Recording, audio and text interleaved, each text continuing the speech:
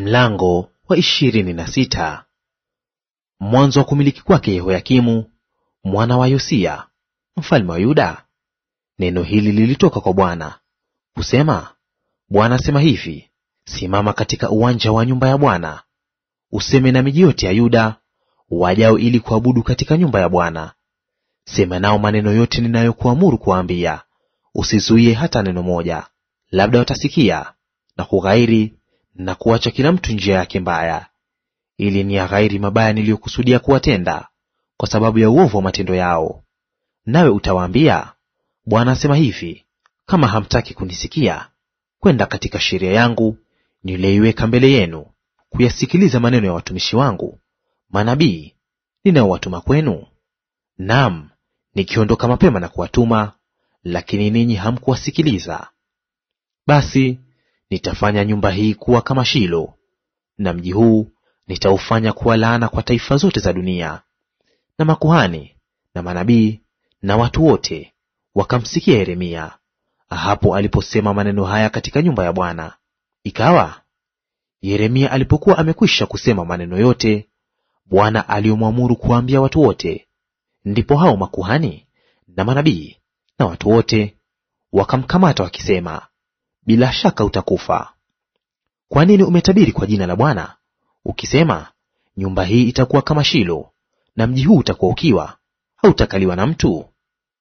Watu wote wakamkusanyikia Yeremia katika nyumba ya Bwana. Na wakuu wa Yuda waliposikia habari za mambo haya, wakatoka katika nyumba ya mfalme, wakapanda juu mpaka nyumbani kwa Bwana, wakaketi hapo watu waingiapo katika lango jipya la nyumba ya Bwana. Ndipo hapo makuhani na manabii wakawaambia wakuu na watu wote, wakisema, mtu huyu amestahili kufa, kwa sababu ametabiri juu ya mji huu, kama mlivyosikia kwa maneno yenu. Ndipo Yeremia akawaambia wakuu wote na watu wote, akisema, Bwana ndiye aliyenituma kutabiri juu ya nyumba hii na juu ya mji huu maneno hayo yote mliyoyasikia. Basi sasa tengenezeni njia zenu na matendo yenu, mkaisikilize sauti ya Bwana Mungu wenu, naye Bwana atayaghairi mabaya aliyoyanena juu yenu. Lakini kwangu mimi, tazama, mimi nipo hapa mikononi mwenu, nitendeni myaonayo kuwa mema na haki mbele ya macho yenu. Lakini jueni yakini ya kuwa mkiniua, mtajiletea juu yenu damu isiyo na hatia, itakuwa juu yenu na juu ya mji huu na juu ya wenyeji wake. Kwa maana ni kweli Bwana amenituma kwenu kuwaambieni yote mliyoyasikia. Ndipo wakuu na watu wote wakawaambia makuhani na manabii wakisema, mtu huyu hastahili kuuawa, kwa maana amesema nasi katika jina la Bwana Mungu wetu.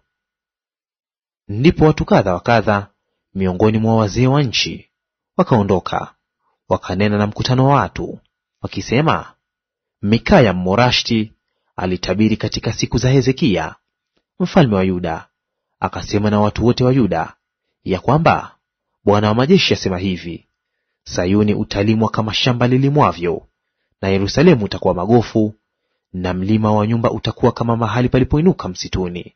Je, Hezekia mfalme wa Yuda na watu wote wa Yuda walimuua Mikaya?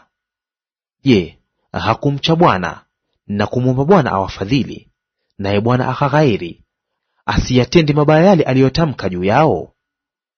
Na sisi tungetenda mabaya makuu juu ya roho zetu. Tena kulikuwa na mtu aliyetabiri katika jina la Bwana, Uria mwana wa Shemaya wa Kiriath-Yearimu. Yeye naye alitabiri juu ya mji huu na juu ya nchi hii sawa sawa na maneno yote ya Yeremia. Na Yehoyakimu mfalme na mashujaa wake wote na wakuu wake wote waliposikia maneno yake, mfalme akataka kumuua. Lakini Uria alipopata habari, aliogopa, akakimbia akaenda Misri. Basi mfalme Yehoyakimu akatuma watu waende Misri, Elnathani mwana wa Akbori na watu wengine pamoja naye kwenda Misri. Wakamtoa Uria katika Misri, wakamleta kwa Yehoyakimu mfalme, naye akamuua kwa upanga, akamtupa yule maiti katika makaburi ya watu wasio na cheo. Lakini mkono wa Ahikamu mwana wa Shafani ulikuwa pamoja na Yeremia wasimtie katika mikono ya watu auawe.